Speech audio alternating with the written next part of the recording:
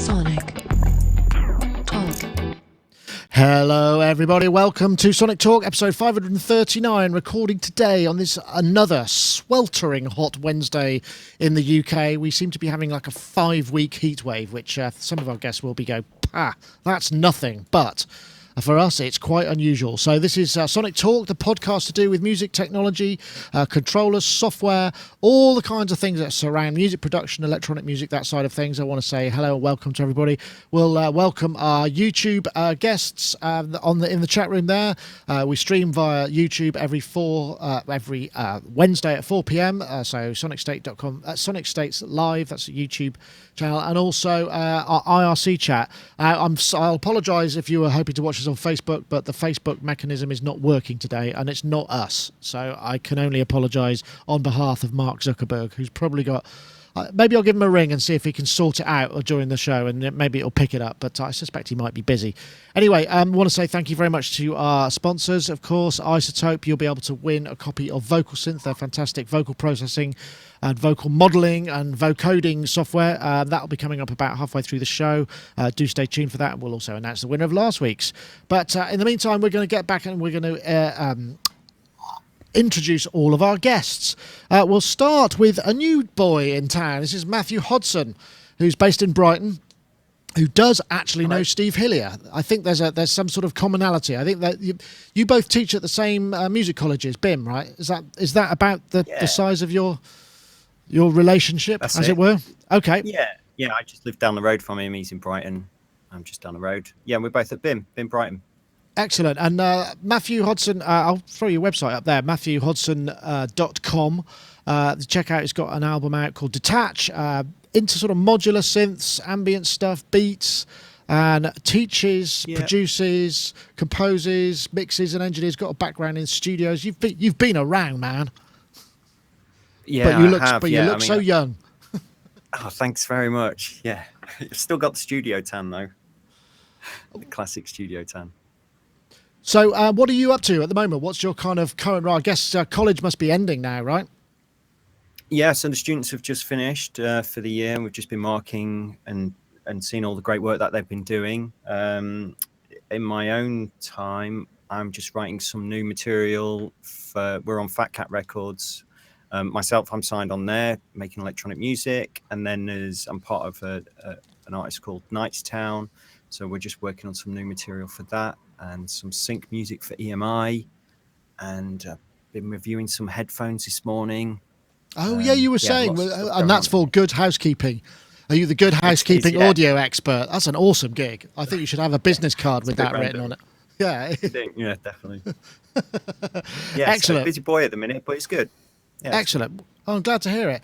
We've also got Mr. Yoad Nevo, who is there in his facility in London, where he's not only is a producer, engineer, composer, and all of those things, he also develops plugins for Waves. How are you, Yoad?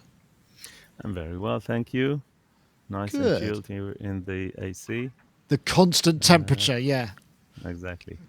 But don't you find sometimes, and I know you probably find this as well, Jamie, who's in Nashville, but I'll ask you, Yard, first.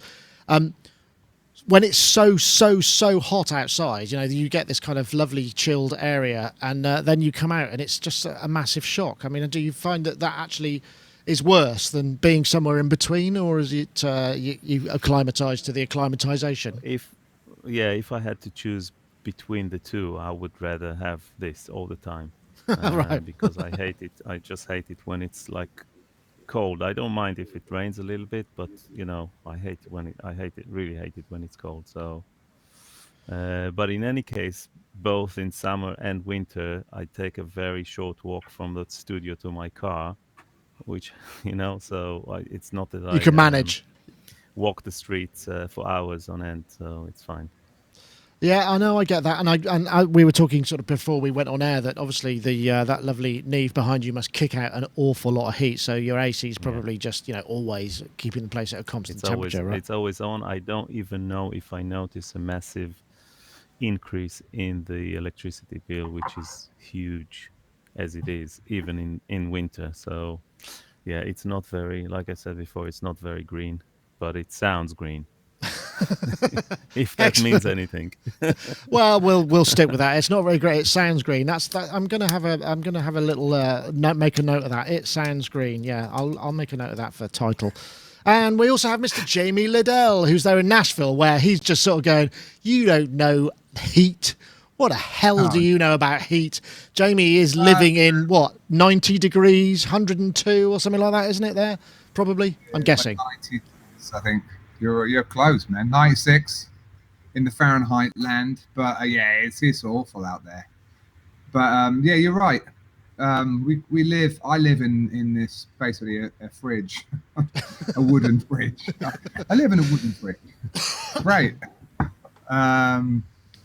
But yeah, whatever. You just roll with it, don't you? Actually, my wife and I and the boy are off to LA on Sunday for a month. So we're kind of like maybe going to relocate. So we shall see. Oh man, we're going to not have the library. I just in a weird cage. Not cage. That's terrible. Yeah, hopefully not cage. No, well, unless you're going for that classic LA, there was a time when any kind of urban scene, when there was some slightly edgy society, edgy nightclub, edgy bar, always had that kind of cross mesh fencing inside somewhere, and that was an LA film signifier for this is an edgy venue. So you could do that. Yeah, well, there you go. Yeah, I just feel like in a Faraday cage, basically not able to hear anyone. But, no interference. Perfect temperature. So you've been you've been a busy boy, as far as I can tell, Jamie. I mean, I know not only have you got the I'm just going to get my mouse over to the right window. Not only have you had Mark Ronson on your podcast, good catch, I have to say. That is top drawer stuff. I haven't had a chance to listen to it yet, but if you want to do check it out, hanging out with audio files and all that stuff. But not only that, but you've been working in the studio and doing. Is there any stuff you can tell us about? Because I know you've sort of mentioned I can't make it this week because I'm working with, and I was like, wow, that's pretty cool. But I don't know whether it's public or anything, so I'm not going to force you. Yeah, I was really happy to. Well, I've been writing and producing Alan Stone, and that's all pretty much done and dusted. And if you didn't catch it, a majorly heartwarming moment was him playing at the opening of the Special Olympics just the other day. He's playing the song we wrote together, and like it's his new single, and it was just a really, really kind of like tearjerker. Just awesome. It just shows Alan in his true light, actually. Just a super generous, fun-loving, like talented dude. So yeah, I'm super happy about that. I've got some other music coming out. Yeah, it's true, with a project called Liar, which is with Kaya Stewart, who's Dave Stewart's daughter. Oh yeah, we've been on that stuff for quite a while, and that stuff's all sounding really, really good. So just waiting to sort of find the opportune moment to push that one out. And it's a tricky time, man. There's so many things coming out to the market. It's hard to know the opportune moment to sort of, you've got your Drakes and really big releases eating up a lot of press attention. It's an interesting one. Well, I can imagine that must be difficult. For me, I just put it on Bandcamp and promoted it on Facebook a couple of weeks ago, and it's done okay, but it's a different league, But so it's not a problem I have to concern myself with too much. My little EP of ambient noodlings, which soniclab.bandcamp.com, in case anybody's out there is interested. There we go. Nice plug. Nice plug. So, yeah. soniclab.bandcamp.com. There we go. So let's have a look and see where we're starting out here. There's as with all. Well, no. First of all, I want to say England through to the quarterfinals of the World Cup, going through on penalty shootouts, which is not. It's the first time that's ever happened to England. They've actually got through a penalty shootout without losing, because we always lose. So last night was very special. That's all I've got. This isn't a soccer podcast, but I just wanted to say that. Hooray. Anyway, just me then. All right, cool. So let's start with a bit of VCV rack and the like. So this is a comparison by Leonardo Laguna Rui, who makes add-on modules under the Vult collection of modules. And he's doing a sort of comparison between, in this case, it's a comparison between Steiner Parker filter and his own take on the Steiner Parker filter. I want to show you a comparison between tangents, which is my. I'll see if I Steiner fast forward Parker it a bit filter, because there's quite a lot of and talking, a real and it does make some noise at some point. Let's see if I can find when it really starts to scream, and he goes into a lot of detail about why things do certain things, and particularly with the VCV rack thing, the Steiner Park, when you get overdrive a filter and you get the signal, you get this bouncing between the input op amp and the return op amp, and so you just get this kind of really hard clipping. And he decided he was going to fix that in his software version. And these aren't necessarily emulations; they're simulations.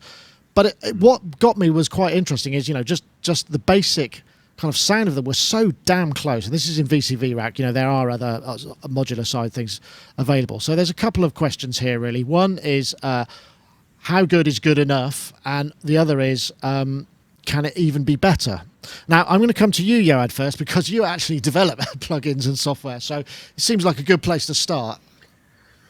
First, I would like to say that I actually prefer the sound of the plugin to the hardware.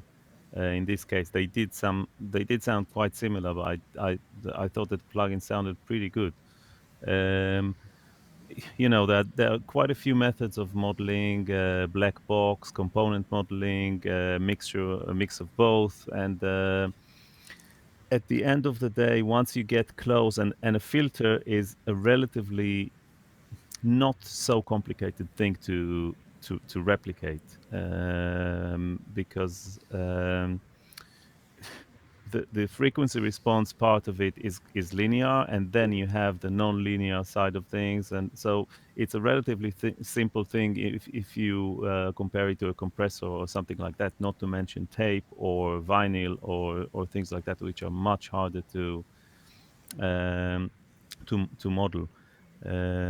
But at the end of the day, it comes down to different tastes and kind of a subjective input that you have on the product that you're making, because you match it as closely as you can, and sometimes that if you tweak it further, it's going to sound even better. It has that to have that kind of personality, because sometimes when you model things very, very closely, so on paper and on screen and on all the scopes and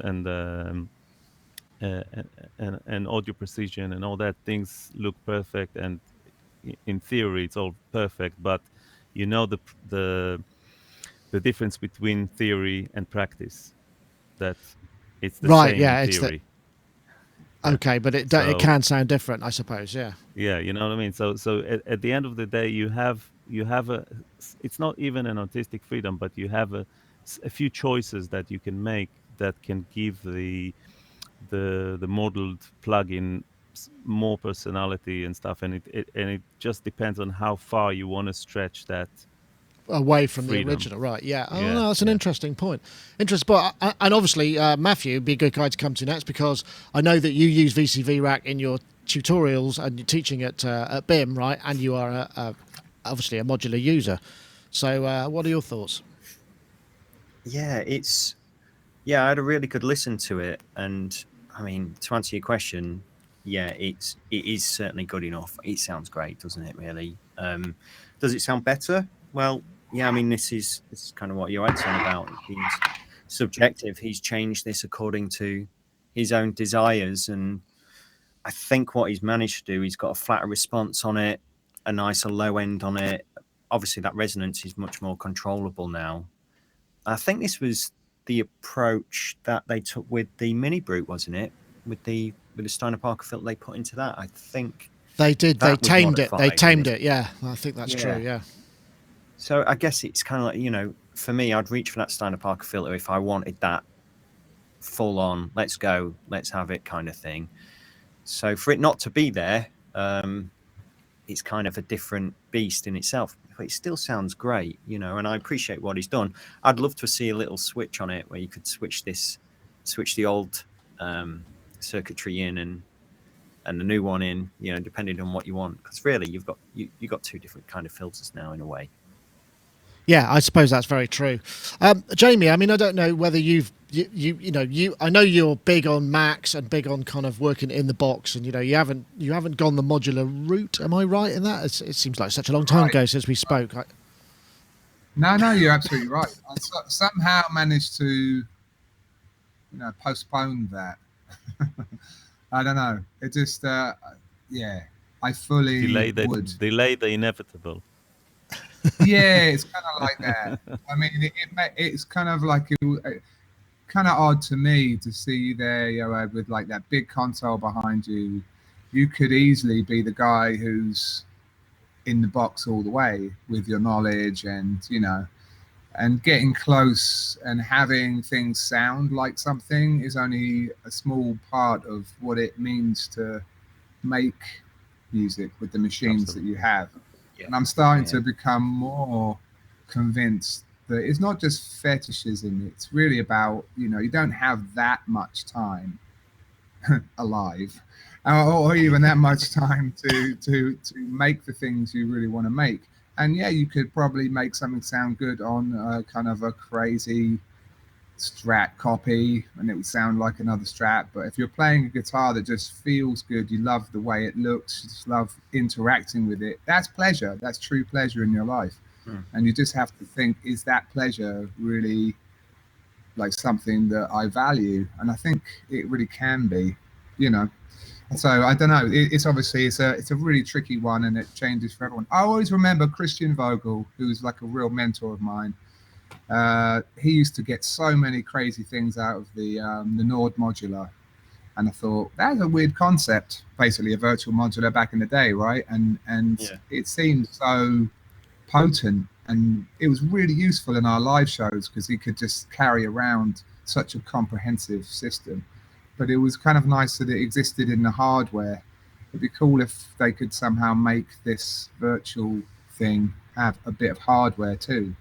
And then you could kind of be free of the computer at some point, design it in the computer, and then have like a generic interface for it. A can of worms. Yeah, I think that's the plug out thing. Yeah, it's kind of the plug out thing. I think that's where it's going to go. I mean, ultimately, once there's going to be sort of parity around probably the kind of CPUs that lives in most hardware. We're not going to end up with, well, we're just going to have this one is going to be an ARM and this one's going to be a this and that, or maybe parity across the code. So the code just runs with higher capacity in, maybe a big desktop system and slightly less capacity in, something the size of a Raspberry Pi. That's presumably where we'll end up to. But I mean, we've had that discussion before. It's not just about the capability; it's about the physicality that you have with it. The physical relationship you have with it. That also makes a difference. But I mean, the close enough. I mean, I guess Matthew, you're teaching students on this because they presumably, you might have some modular stuff at the college, but they're more likely to be taking VCV rack or something similar home and working on their modular patches. And do they feel the same distinction, or do they not care? Does it not make much difference to them, the distinction between the hardware and the software? I think interface is still really important. I think we've seen that recently where we're bringing things like push more into the classrooms as opposed to your normal MIDI keyboards. I mean, push allowed us to work with MIDI controllers in a completely different way. It pulled out that keyboard interface straight away. So interface is really important. Software and hardware, two different things. We have some great sessions where students just bring in synths and we ram that through some distortion unit and we have a lot of fun with that kind of thing. But at the same time, that is in itself one way of doing things and it's got its own excitement. You can go in the box and you've got a whole other range of things. But I agree with Jamie, I'd like to see these as hardware. I'd love to see someone putting this software into some little modules that you can buy, and then you could zap that module and say, this module's now going to be a filter, or it's going to be an envelope. And, you get the modules of different size, or different amounts of dials on and CV inputs and outputs and that kind of thing. I'd love to really see that, because I use VCV. It's great. It is really good. But as soon as I open it and I'm going through the menus and right clicking and my mouse doesn't quite connect this cable, I'm a bit, whereas I turn around here and I'm just like, this connects to that, and that, plug that in there, and it's all kind of physical, and I've got two hands going and a foot, changing some oscillators and some filters at the same time. So yeah, tactile, being able to get hold of things, I think there is some importance in that, definitely. And I think I think it is something that students appreciate too as well, that are on the course, definitely. Yeah, no, absolutely. Anyway, you can get hold of these if you go to vcvrack.com. What are they called? They're called Vult set of modules. I think the most you can spend on them is like $25, and there's a big panel of modules. So you get, because you do get a load of free stuff with it, but these are add-ons, and it sounds like he really kind of knows what he's doing. If you watch the video, it was on Synthotopia, posted it, you can see he's going into the component levels and saying, well, here in the circuit diagram, this is what's happening. So what I did is I put some virtual components here and changed the behavior. And just think, he's obviously a smart guy that understands both sides of the equation too, and that's kind of fun. So it's all good. I'd love to see him getting hold of something like the mutable instruments modules that are on VCV, and sort of hybridizing them and changing them in some ways, and looking at and what if we plug something else in here, or we do something else with the circuitry there. I'd like to see more of that going on. Frankensteining modules. Frankensteining, that could be, that's going in the titles list. Frankensteining. It sounds like it could be a sort of dubious sexual preference, but it could also be a kind of musical construction system as well. I don't know. I suppose that's true. Yoad, do you do... is that what you're trying to do? You don't want to just emulate something that already exists in hardware. Although sometimes that's preferable because the hardware is rare and that side of things. But I think that a lot of people really like the modeling that we did for the Waves modeling plugins. Because people can get their hands on SSL channels and Neve components and things like that, which otherwise they wouldn't be able to afford it. But also it's the quantity, so you can have like 60 or 100 SSL channels across your multitrack, and no problem. So it's handy in the sense that you can record the session quickly while working in the box, which is a nightmare to do on an analog desk, but at the same time it gives you much more flexibility. So it's kind of a different thing. So there's a big market for that, and modeling is becoming better and better as time goes by. So it's now just picking the best sounds that you want, and you can have them across your whole mix, and it's really a good time to be living in as a mixer, yeah. And obviously as a synth head and all that, although it's more there's this duality whether which is better, analog or this or that, but like what just like everyone else said, and I think we all agree on that, there's a certain element of physicality, and it's like an instrument, whether it's a desk, whether it's a guitar, whether it's a modular synth or something. Obviously there's a physical connection with the mouse and with controllers and with all that, and the holy grail is to being able to make to get the same feeling out of a controller or a mouse as you get that is like almost impossible. Notes. Jamie, you span both. You're both, you fit both sides of the divide, because obviously you've got some of these things. You've talked about the Publison and thinking an emulation might be great, so because it's convenience, I'm guessing. You're traveling around a lot, you have a writing rig, you don't want to be hiring in a rack of Pultecs every time you want to just record a vocal or get some monitors up, or maybe you do. I don't know. That was the old way of doing it. So which is it? I don't know. Actually, I just was hearing you guys talk, and recently I took my son to like the science center. I've been taking him. He's really curious about that stuff nowadays. And there's like a virtual reality section that's for like 13-year-olds and up. And it kind of caught my eye because, you know, we couldn't go in. So I was just kind of like looking at what they were trying to do with it. I was like, well, all the things you guys are talking about, that could be an amazing use for virtual reality, couldn't it? Just kind of like having all of these things, bringing in some kind of form of physicality to the creation process, but not having to worry about physical size of your studio. You know, I truly believe that you can get incredible results with or without analog gear. I mean, Yeah, sure. That's absolutely. I'm now no at the stage argument. where I feel like you just get one good preamp. This is my new philosophy. You just have, you do. I mean, if you're doing vocals, it's just like you only really need one good pre and a good mic, and that's all you really need, and you can do the rest in the box, no problem, 100%. I'm with Chad Blake. You don't need the outboard anymore.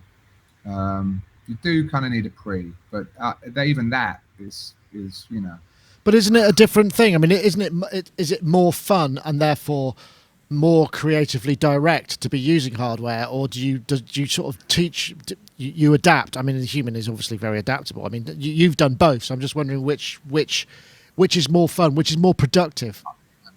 I like aggressive hardware. I like aggressive things like the prime time, the time modulator. Things are quite brutal and they need to kind of be played. You know, if it's a machine that's relatively static, like if you're setting your compressor and then walking away, the only thing I like about that is it gives me peace of mind when I'm recording a vocal. I know the hardware will do the job. I can see the meters moving. There's that sort of simple human relief where I can just see the machines doing their job and kind of trust the path, as it were. Yeah. And that relaxes me. And that's important, especially when there's money on the line or there's a client of high profile. We just don't want to be fucking it up. So, but for me, when it comes to interacting with boxes, I just want a box that really does juicy things that I can get my hands on and really actually play. So it's typically pieces of hardware relatively limited into, you know, you're not really going to really have an amazing time riding a compressor, you know. You kind of could, but Yeehaw. It's not going to be that, you know what I mean? But if you've got something like a prime time, you can truly express yourself and you can listen to the music and you can, you know, you can get a little King Tubby with it and just really play. Yeah, I guess like a tape echo, that kind of sort of vibe. But yeah, I see what you're saying.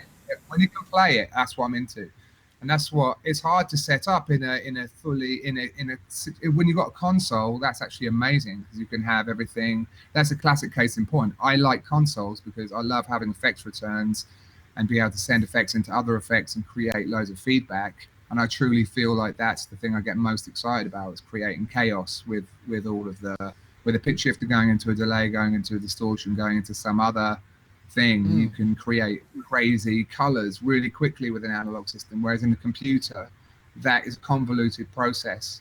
You know, you can achieve it if you've already got familiarity with what those combinations can do, but you're less likely to stumble across something with your hands and go, oh, that. And that's a lot. That was worth a lot. That's kind of worth, you know, that's worth the price of entry for me when it comes to buying these weird esoteric boxes from the 80s. That's how I justify it, because I love doing it and they end up on everything I do. That's a very good point. Nice. Yeah, nicely put. I seem to be coming back through some speakers. I think that's you, Yoad. I think. Is that me? I think there's some speakers live in the room. Anyway, while we sort that out, I think we'll just have a quick bench from iZotope. iZotope, of course, this is the vocal synth out not that long ago.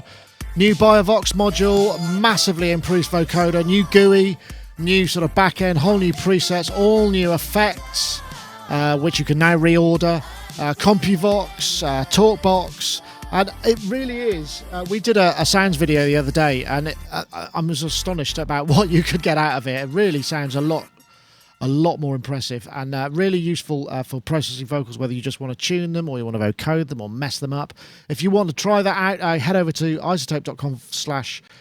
vocal synth. And of course we have competition prize. We want to announce the winner from last week, and this literally, I saw this one come up when I was counting through the comments, and I thought, oh, wouldn't it be great if that won? And it actually did, and it's I'm telling you, it's not a fix. This is by somebody called Neil Beard AHM. You have won last week's copy of Vocal Synth, and your tweet was another pointless attempt at winning stuff for free. And he tweeted that, and you did actually win, which I think is actually quite fitting. So Neil Beard AHM. If you want to get in touch, you are now the proud owner of Vocal Synth 2. So please do get in touch. And for those of you who want to have a go at winning for next week, we're giving away another copy, or iZotope giving another copy of Vocal Synth, and we're looking for the hashtag vocal modeling, because not only does it vocoding, it does vocal tract modeling and vocal cavity modeling, where you can impose vowel sounds on top of an existing vocal. So if an oo isn't ooey enough or an I isn't I enough, you can make it more that way. It's kind of bonkers. Anyway, vocal modeling and Vocal Synth 2 are the two hashtags, and you tweet those to @Sonicstate and @iZotope Inc. That's the hashtag vocal modeling, and that's modeling with 2 L's because it always gets me. And the hashtag Vocal Synth 2 to @Sonicstate and @iZotope Inc. And just drop those into Twitter, and you will be automatically entered into the competition. We'll do a search, and you'll be able to find it all next week. Right. Okay. Controller time. This is another one of Arturia's sort of lifestyle videos, but this is the KeyLab Marc II. And the KeyLab Marc II is the brand new controller. It's got basically more of everything. It comes with the analog lab. It's also got a whole bunch of kind of integrations with DAW, I think up to 10 DAW integrations. It's got CV output, pitch, gate, and 2 auxiliary modulations, a CV input. So there's a lot of stuff that it will do as a MIDI controller. I'm not sure if it does split and layer, which is something we're not seeing very often on controllers these days, but this is Arturia's. And there's also another one, because at the same time, and I'm going to do a really hard cut into this, we've also got Nektar. Nektar have also announced their Panorama, what is it? It's the T4 and the T6, which is kind of a variant on their P series. Similar sort of features, but they've gone for a new software capabilities, which is like essentially a wrapper that adds it. This is slightly cheaper. So I won't play all of the videos because, you know, you can get them out there and it's no problem. But MIDI controllers, these two new ones, the Arturia does look quite good. I hope we can get one in for review. I don't know what anybody uses. I'll start with perhaps you, Matt. I don't know. MIDI controllers perhaps don't have a lot of time in your life when you're there with a lot of CV, but I suppose if it goes in and out via the computer, and your students probably need them at college. I mean, what do you tend to go for? What are you looking for? Yeah, I'm just looking around the room. What have I got? Well, I've got a Push 2 behind me, which I use a lot. BeatStep Pro as well. Use that a lot with the CV outputs. Great. Even as just a converter, it's great, isn't it? Yeah. Yeah. Absolutely. And then over here, this I'm rocking this bad boy still. This old Oxygen here with masking tape on it for, you know, like MIDI controlling parameters that I assign to various bits and bobs. So I'm definitely in the market to upgrade something like this for sure. No, I use MIDI controllers quite a lot still. Even though I'm in the modular world a lot, I'm composing a lot, and you know, we're doing library music at the moment for EMI, Sony, and that kind of thing, and I've got to be using a lot of MIDI controllers. But what else? Yeah, I've got a machine that sort of does MIDI controlling as well. So yeah, I've got bits and bobs scattered around. But this Arturia, I mean, you know, it does everything you want now. It's great. Don't get me wrong, great, really brilliant. Great keys, DAW integration, CV in and out, bingo. You know, as soon as I saw that, I thought, that's going to replace this here. This doesn't have MIDI out on it as well, which is a shame, because the amount of times I just want to plug this into. Yeah, I've got a bit. Tell me about MIDI. it. I'm just like, now I've got to go through the computer and use a hub and so for me, you know, stuff. So the Arturia, you know, is a winner for me. The only thing though is it's just like you said this at the beginning. It's kind of like more of the same in a way. The thing for me, I really want to, what I'm interested in now, actually, yeah, things like this, the chord bot, being really, really great as an interface for someone like me who actually doesn't play keys. Having a keyboard is still something that I just don't gel with. I can play chords and things like that, but I find things like this, I get more interesting results out of. The ability to store chords and that's the Isla Instruments strum chord them. bot. Yeah. Yeah, that's right. I think Never Gaz seen had a play with one of these. Really cool. I would like to see, basically, what I'm coming to is I would like to see something like this KeyLab, but take away that keyboard and put something else there. Have you ever come across something called the harpeggi? Harpeggi. Which is like a cross between like a harp and it's got strings laid out. I'm looking for it now. There it is. Only Stevie Wonder can play it in a way that's not. And Jordan Rudess, of course. Yeah. Oh, that's a stringed instrument, isn't it? Like Yeah. Well, it's a bit like, isn't that a bit like the Linstruments, the Linstrument thing, sort of? I guess so. Ish. I guess what I'd just like to see something like that integrated into something like this. Take away those keys because it's not for everyone. It's some people find them a real barrier, the keys, and I think that's where Push was really successful in that it replaced that with the squares and the ability to play triads like a triangle and just little things like that. Well, I mean, to be fair, I mean this has got all your usual suspects, but what interestingly, it's got the pads on the left-hand side, which is kind of unusual. I know, Jamie, what do you use for inputting, or do you generally play real things into audio channels? I mean, but when you're doing MIDI, what are you? It's tricky. Yeah, no, I feel all of the pain, but at the same time, I mean, like you said, a lifestyle video of someone that can't play, around midnight on a keyboard, it still has this possibly old entertainment value to it. Like you come over and play some keyboards with your friends. Yeah. It's kind of like it's still in a way a piano. And I think when you're looking at music, you zoom way out. I guess as a dad, I'm sort of thinking about these things now. It's like, what is music? What do kids respond to? Like, how do you begin and all that kind of stuff? That layout is still the king in a way. Well, you've got 100 up to 88 triggers in front of you. There are 88 buttons on it, effectively.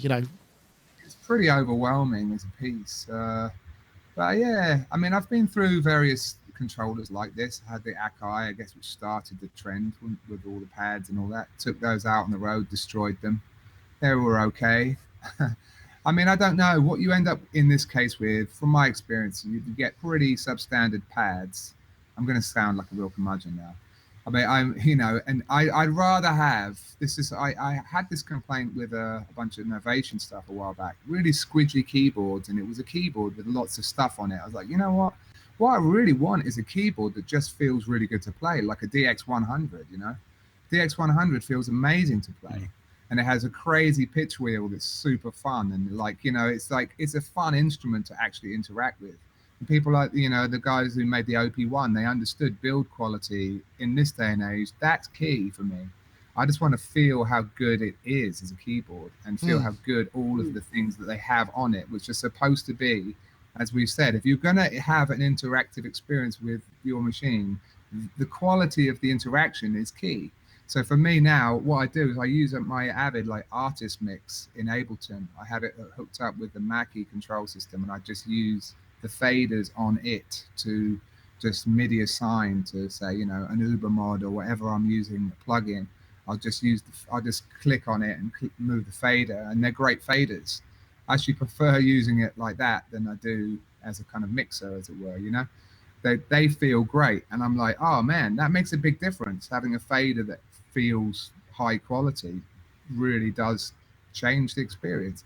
So I'm all about it. As long as it feels really good, I'll be up for it. But I just tend to find if you're going to have that much stuff and you've got to compete on the price point and everything, I'll be skeptical as to whether each part of it, even down to the mod wheel, really feels balanced and good. But maybe it will. So that's an interesting point. I think it's all still construction according to this. And so, you know, that's one thing. So the weight. So, but yeah, I take your point about the pads. I mean, I think, and keys, I don't mind too much about keys. I get a bit clattery. But again, I'm coming down to does it have splits? Because, you know, even I did a Friday jam the other day, and I had a little tiny keyboard. I just had the Arturia key step, which is great fun, useful little thing. And all I actually wanted to do was to be able to kind of go, I want to play this instrument on that side and this instrument on the other side. And without a computer involved, it was like I used the Lab for Music Sipario, which is an intelligent MIDI router, so I used that. But you know, that sort of stuff should be in a master keyboard, should it not? I don't know. What do you think? Yeah. You got lots of keyboards there. I mean, you got the Rev 2 there, so I'm use that as a master. The Rev 2 is my yeah. That's my current controller. I really love the touch of it. It feels really nice. The knobs are nice, pitch bend and everything. I'm not a pianist, so I use it however I use it. I get by on keyboards, and it actually quite amazes me how long I've been, I think I've mentioned it, how long I've been a non-keyboardist, and by that time, you know, I thought I would be better at it, but it's not improving, it's not getting anywhere. But I'm still a guitarist, but I, you know, do a lot of stuff on keyboards. I do like the touch on the JX, the Super JX. You know, that's the JX10. But like Jamie said, yeah, the JX10 is lovely. That's got a nice keyboard. That's like almost like a DX7 keyboard, isn't it? It's got a real. That's what I was about to say. I think that the best one for me is the DX7. I have one somewhere, but not on. A lot of people say display kind of thing. It's a keyboard, and there's something about it that it's like the perfect pop keyboard, because when you program or when you do something on it, it feels like you're creating a great pop song. You know what I mean? It kind of helps you to you know, that's the physical interaction. So I've not tried to compose like jazz on it. You know what I mean? So I don't know how good is it at that. But right. But there's something about the DX7 that is amazing. But I think that while we're talking about controllers, we should mention the NKS. Yes. The complete controllers and all that, because they're really, really good. They're really good. The integration, I think, for the first time, you get proper integration with plugins and stuff, and with displays and key zones, key switches, and all that. It's really nice, and it's expanding to other brands other than NI. So that's a good one to have as well. The 56 or the 49 or the 61, I think that actually that which actually brings us to a great point, because that's something that I was going to go to next. I should mention that price on the KeyLab Mark II, 449 for the 49 and 499 for the 61. The Panorama is a bit cheaper, 349 for the 49 and 399 for the 61, and that's dollar price. Whereas the Arturia is euro price. So there's a slight difference in price there. So, yeah, we'll see. But it feels like there's still, you know, I mean, I don't know what this does, but I'm guessing they're using the, you'd be using the with the computer. So that's where you'd handle all your splits and layers. But I'd like to see it in hardware. But I guess the problem with that is you have to then, you know, design some kind of OS that the thing sits in, the MIDI processing, you know, if it's got to process things fast, and maybe filter controllers, it all starts to get a bit, you know, chewy in some respect. But that does bring us, you know, the control thing does bring us on to this new track 1 from Native Instruments. Hello, this is Cuckoo. Today I'm teaming up with Native Instruments again, because I want to show you a second video of their excellent kick-based software plugin called Track 1. And I'm going to show you how I made this.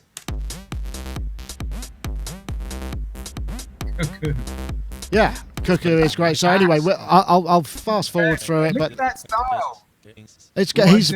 He's awesome. But this is really quite an interesting plugin. It's got essentially it gives you two kick tracks and 3 bass tracks. Now, if I get this information right, it's built in Reactor, so it works in Reactor Player. It's got five bass engines and 3 kick engines, but essentially you've got 2 sequencers, one for the kick and one for the bass, but with lots of parameter locking and interesting modulation points. And it's quite it's actually taken a sort of hardware sequencer approach in many ways to sequencing those things. So, you know, that piece that you heard there, there's a lot of modulation because you're hearing a kick drum on one and then some sort of hi-hat noise, and that's all sort of one voice. And so it's quite Electron-like in its actual sequencing, which is an interesting idea.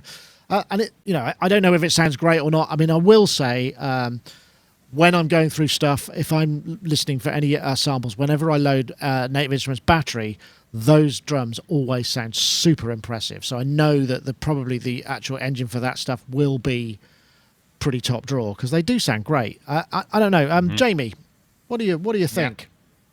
I've been using it, and it's great because I'm making a sample pack right now, and I love Polyplex. I'm a big fan of Polyplex. I've made some Polyplex software that actually runs inside Max for Live, where you can just point at a folder of sound and it will populate Polyplex for you, so you don't have to drag anything in.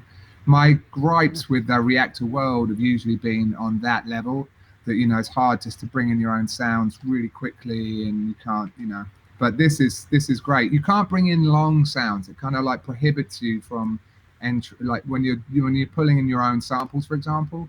You can, like, basically in the kick layer, you can merge two samples if you want the engine to be sample on both sides, as it were. So you've got an A/B just on the kick creator. And so you can just take two samples that you want to merge together, change the pitch and change the behavior of them, and then run them through. What's really impressive about it, amongst other things, because it's a good drum creator. You can make a lot of snares. It's not just for kicks. You can process samples with it, actually, short samples in really cool ways. And then it runs through like the master effects section, which is actually super juicy. And I think Cuckoo talks about it. And that's kind of, in a way, the hidden magic of this thing. Not that hidden, but it's got like a kind of a multi-band and some kind of hype thing, and like it's pretty crazy. I made really good kicks with it.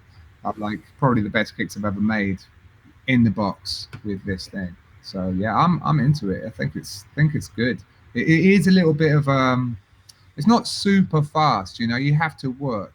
You have to spend time with it, and just kind of, I would love it if it had a really crazy comprehensive interface. Actually, that's one that if you could have that tactile and switch sounds and, you know, just push and pull all the stuff on like a big controller, it would be actually amazing. I bet you, yeah, you could probably map it, I suppose, and that's going to work somehow. Great.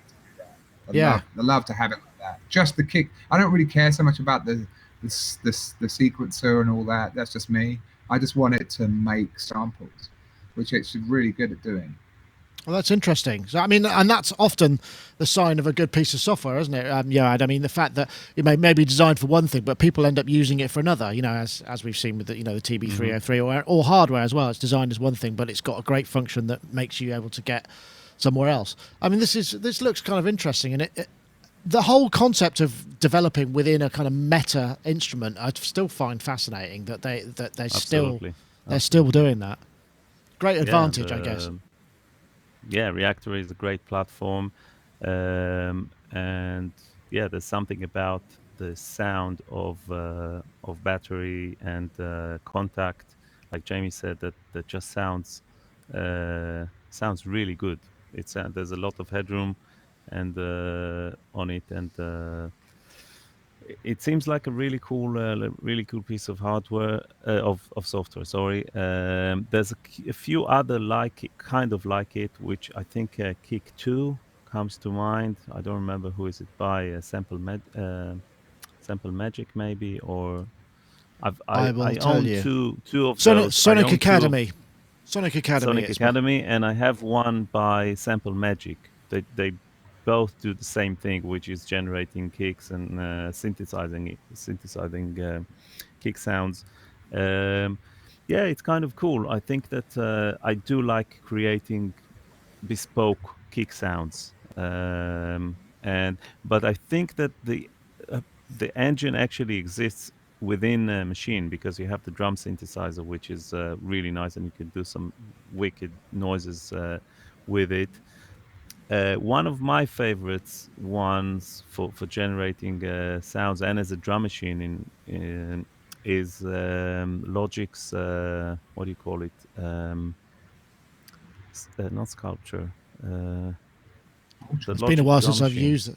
Oh yeah, yes, I remember what you. I don't remember what it's called. Logic's drum machine. Let's have a go.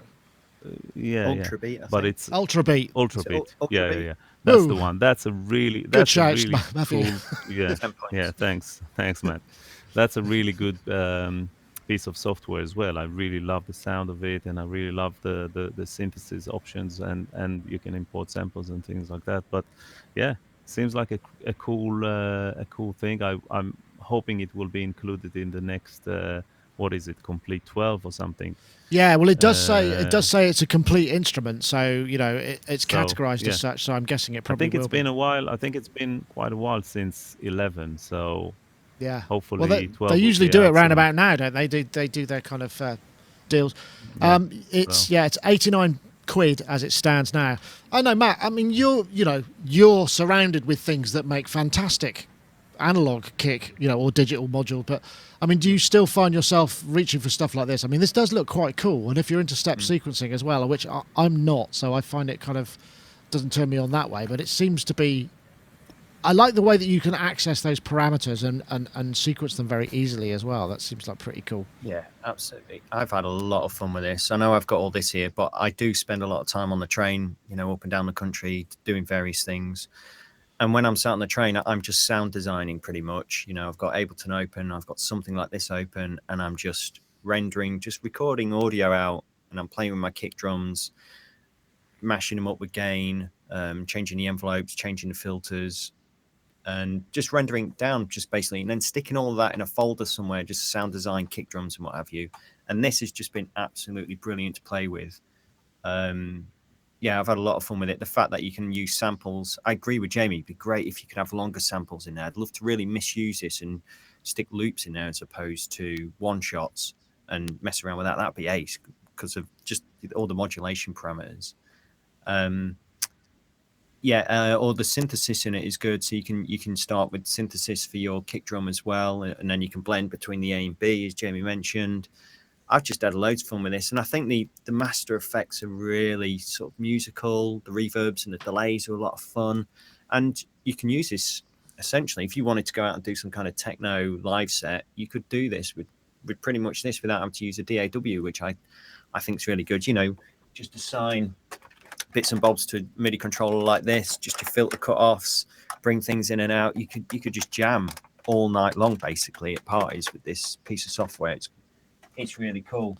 Yeah, I think Cuckoo does go into it where you can assign it's complete control assignable, so you can change sounds and then patterns and sequences. So you've got that kind of quite healthy matrix just with having sort of 3 keyboard zones that allows you to do that. Yeah, I think the more you dig in this, the more you realise there's actually quite a lot on what looks like such a basic interface of just the left and right kick and then your bass bit. When you start going in, you're clicking on all the different tabs and you go into the modulation, you actually realise that this is quite a beast within itself. I don't know if you've also checked out some other similar software by Blink Sonic. There's a great one called Substance, Substanz, and it's kind of along the same sort of lines. Jamie, this might be up your street as well in terms of like sound design, drums and stuff. Don't know if you've checked this one out. By Blink Sonic. Oh, it's a Reactor ensemble as well. It's Reactor as well, yeah. He was kind enough, the developer was kind enough to send me some demo versions of all of the ones that he does. He does some kind of Vox ones and some bass synths. But this Substance works along this same kind of line as the track one does. And again, I just sit there making loads of great snares, hi-hats, kick drums from these things. Oh, that's good. And I stick them in the modular, obviously. Yeah, in the sample playback modular. Yeah. Jamie, because I did say I characterise you as messing around in Max, but you also done a lot of Reactor work, right? Am I right in thinking that? I haven't, but obviously I switched over pretty much exclusively to Tim Exile's Flow Machine to do all my looping. So I was well aware of how good Reactor sounded when I made that switch. I mean, having familiarized myself with the potential of Max, I mean, it's changed over time, but Reactor always just killed it, you know, just as a way to like, yeah, build synths and interact with audio. It's somehow just got a really pristine path. It's always really shocking how good it sounds. And whoever programmed this track one, that's a serious amount of work, and they made it look really beautiful. The interface is amazing. Like, hats off, man. It's like, it's a lot of work, really, a lot of work. Right. Just to throw out as a little thing. I mean, and the Yeah, unsung no, I heroes, agree. Yeah, absolutely. Crazy. Just quickly throw this. So this is the Blink Sonic Substance. Yeah, that's it. That's what it looks like. Yeah, groove box it's drumming a bit like track one with a little bit more. You guys should check this one out. It's really good fun to play with. It's got lots of random parameters in it. It does granular stuff as well.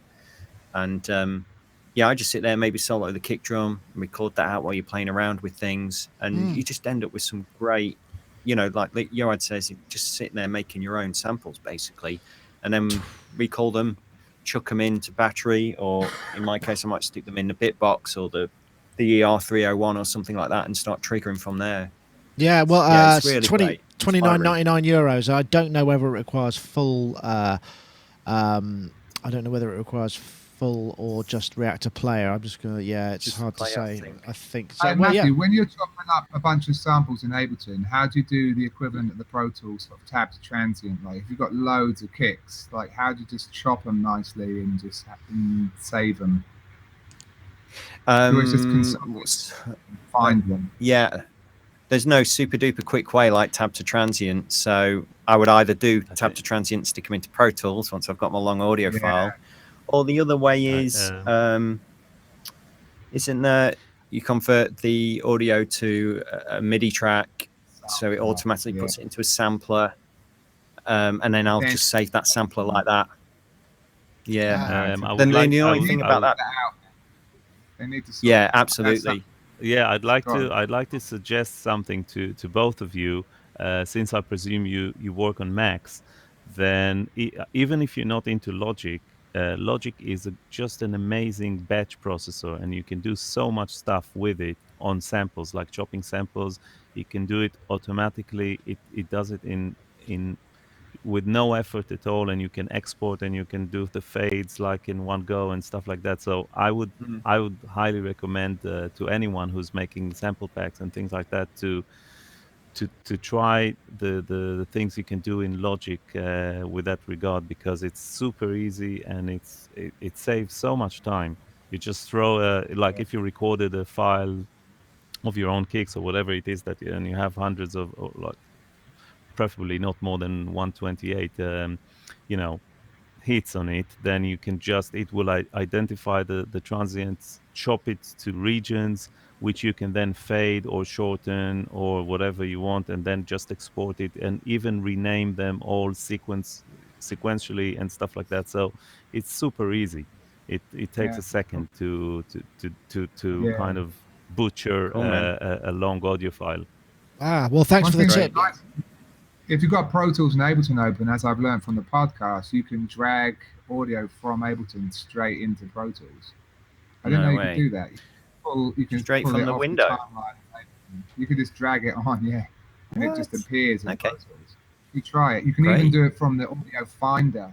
That's what I do. See, I'm making sound effects in the podcast. I'm like, I love the browser in Ableton, so I'll be like, no, no, I want that one. Pull it over. Can you go back the other way? No, that's what you can't do. Okay. Yeah, Pro Tools won't play nice. That would be amazing. Right. But basically, anything.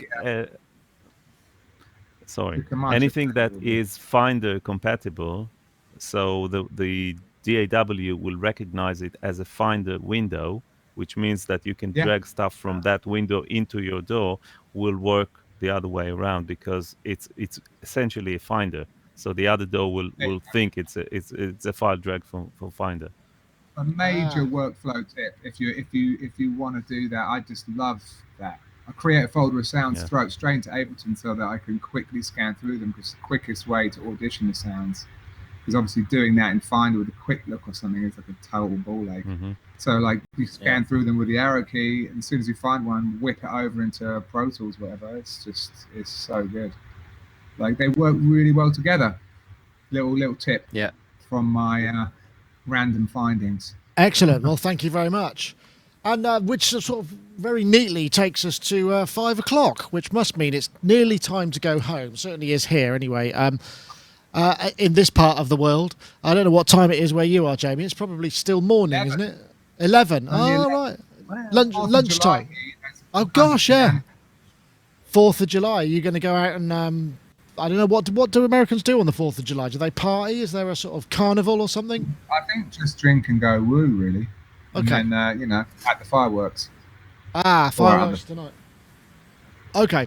Well, anyway, yeah. Oh, sorry. So I was just putting that there. Where was it gone? That was kind of it. Oh, apart from there was one other thing I just wanted to just throw in there as a slightly World Cup kind of side of things, which was Synaptic. They've made a World Cup horn suppressor, which is basically Synaptic very good at doing processing stuff, and it allows you to basically suppress the background noise that you get in World Cups, and it's licensable. You get a free 3-month license if you're a broadcaster, so you can license it, and it's being used by Danish TV and various other TV stations as well. I just thought, what a brilliant bit of they marked it as actually a horn suppressor, World Cup horn suppressor. I mean, horn suppressor. Waves. Sorry, we've actually released this exactly same thing about 5 years ago in one of the Mondial or something like that. We've already done it ages ago. It was like maybe 5-6 years ago. Well, you should have re-announced it at the World Cup. You should bring it out every 4 years, and then I think that a lot of broadcasters still use this. Right. Okay. Waves. Yeah. It's interesting though because that also led to, I mentioned this in the story. Just this is a quick aside. I don't want to spend too much time on it. I'm trying to find there was and so what happened in Eurovision? Apparently, several in 2015, they installed something very similar in the ambient mics to suppress the amount of booing that came across on television as well. And this was for political reasons because I think that's part of it. Imagine if Apollo had no. Exactly. But I just thought it's kind of interesting, isn't it? I mean, at which point does it become not about convenience and more, because that's quite a lot of, that's pretty heavy manipulation. That's suppressing kind of dissent, I suppose, in ways, isn't it? It's an interesting fine line. Just something to room. No, yeah, that's very, very true. I just thought it's kind of interesting, but particularly to be able to pull it out. But so yeah, there's an Synaptic one, obviously the Waves one. We don't know what that's called at the moment. Is it the same sort of deal? I assume possibly.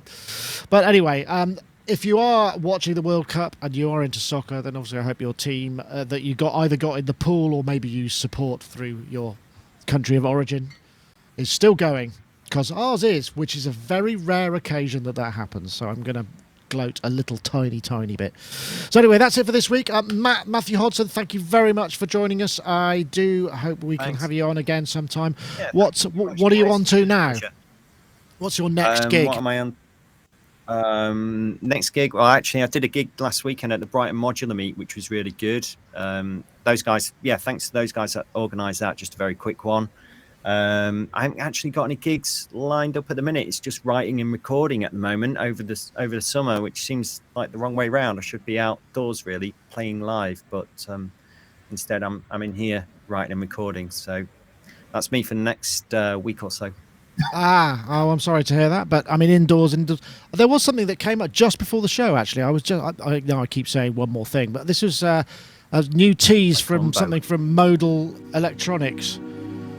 Blurry stuff, but they're coming to us tomorrow to show us what it is, and I'm assuming this is making the sound. Hair gel.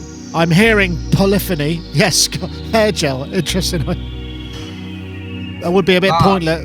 That would be a bit pointless coming to me with that, but so yeah, that's coming out from Modal Electronics. Going to be announced on Friday. We will be having something to do with that tomorrow. They're going to come and show us what it is. So I wanted to throw that out there. Also, Mr. Jamie Liddell, thank you for joining us too. So you're off to La La for a little while, right? Yeah, Yeah. Sorry, I don't know what I was doing there. Just relaxing. Yeah, I'm off to Lala for a month, perusing the lifestyle choices with or without Arturia's steel chassis by my side. But yeah, it's good. It's exciting. We shall escape like heat and humidity for just heat. No, Yeah, I suppose so. Yeah. Well, it depends where you are, I suppose. You'll at least be by the sea, which is a very enviable possibilities. That's true. And, There's always a trade-off. there is. but yeah. No, I'm excited. I'm always happy to go out west. It's like the end of the rainbow, isn't it? For I don't know, maybe for everyone, but I always feel for the Brits. It's like, what are we doing out here? We're at the end of the world, like, but it's in a good way, you know. Pot of gold. Hopefully, literally pots of gold, just waiting. Really. Yeah, well, I hope you find one, or or write one, perhaps, if you can't find one. I'm gonna pen. A pot of gold. Yeah. It's exciting. Good stuff. Good well, to be thank back. you. Good to see you. Lovely to have you as well, Jamie. And obviously, the time difference might make it a little more tricky in LA, but you, with a small child, you'll probably be up anyway. So, yeah. All right. Well, thank you very much. And also, Mr. Yoad Nevo, thank you very much. I'm guessing I could ask you what your next gig is, but you'll probably can't tell us because it's just the nature of your work, I suppose. Yeah, I can say that we're getting close to that product that I've been kind of mentioning that we're developing for the past 3 years or something like that. Well, I've only been on this show for, I don't know, a year or something, but it's still going on, but it's getting closer. So I'm quite pleased about that. Yeah, mixing stuff. Still have, still don't have enough time to mess with the modular thingy that lies here, kind of collecting dust. But yeah, all in good time. Excellent. Well, thank you very, very much, Yoad. And we'll do the traditional wave goodbye in a sort of Celebrity Square style. That's Sonic Talk 2, episode 539 recorded today. We'll see you next time. Thanks very much. See you later.